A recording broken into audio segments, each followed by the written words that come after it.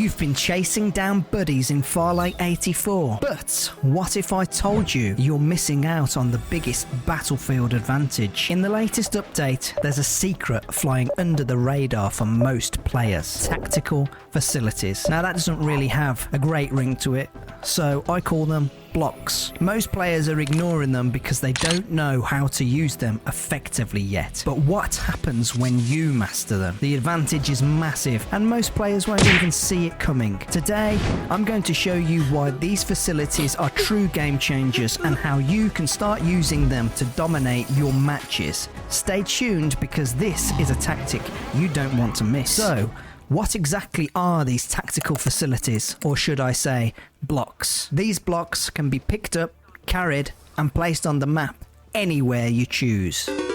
Okay, almost anywhere. But how do you get them? Well, they can be found across the map, and you'll need your buddy orb to pick them up. They're often hiding in plain sight, so keep your eyes peeled. What do these blocks do? Here's a quick rundown of the types of blocks you'll come across. Portable cube for basic cover, portable platform, instant high ground, portable arsenal, access to weapons and supplies, and the portable slope. Great for creating elevation. You've got space for 6 blocks, but keep in mind this inventory space is also shared with your buddies and vehicles, so manage it wisely. And remember, blocks don't just spawn on the map. You can also find them in supply chests, death boxes, and supply drops. Alright, now that you know what blocks are, how do you use them to win? Let's break it down by early, mid, and late game. In the early game, your focus is on looting and positioning.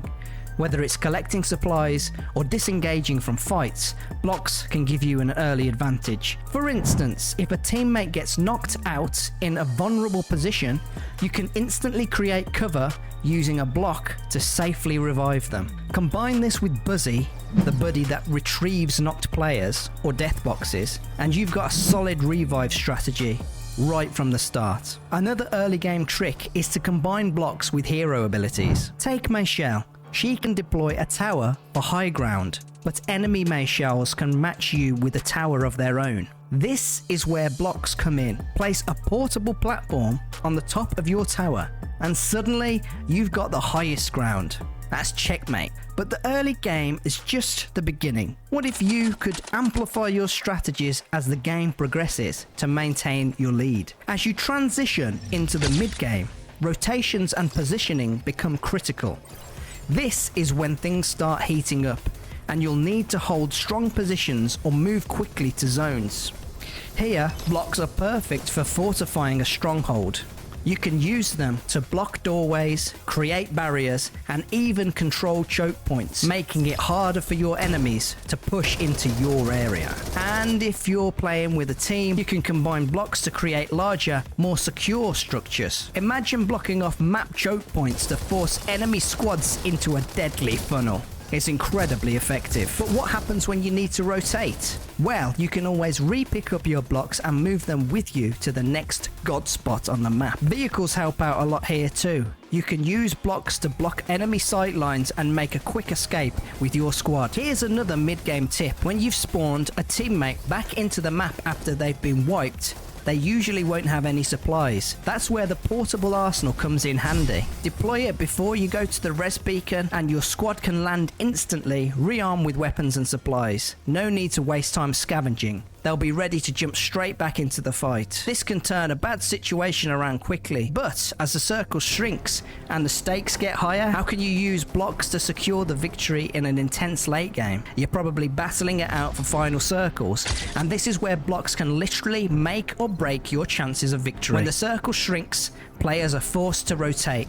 Blocks become even more valuable for fortifying your position. You can create instant cover, build fortresses with your teammates, and even block key rotation routes to slow down enemy squads. A well-placed block in the final circle can give you just enough time to heal, reload, or reposition. And let's not forget about high-value buddies like Storm Emperors. They're game changers, but they're also vulnerable. Use blocks to shield these buddies from enemy fire, protecting them while they do their work. You don't want to lose a crucial buddy just because they were left out in the open. But here's a question.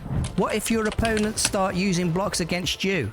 Is there a way to turn your own strategies to your advantage? What if they've built an impenetrable fortress? Simple. You become a block thief. There's roughly a 10-second cooldown before you or an enemy can claim a freshly placed block. This cooldown is your window of opportunity. If you're quick and well positioned, you can see the timer above the block and time it perfectly to steal it just as the safety cooldown expires. But that's not all.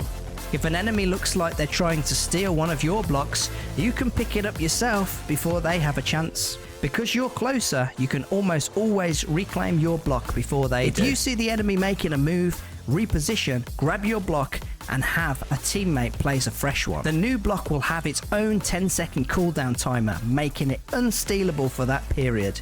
This forces the enemy to back off, giving your team breathing room. Now that you're mastering blocks and countering enemy strategies, what's the final piece of the puzzle to become unstoppable in Farlight 84? Blocks alone won't save you, especially if you're still getting outplayed in firefights or losing in close encounters. Have you ever wondered how pro players consistently win fights, escape with low health, or pull off game-changing moves? There's actually a set of 4 key tips that they use to dominate, and once you learn them, you'll start improving faster than ever. So if you're ready to level up your gameplay and find out what those tips are, check out this video.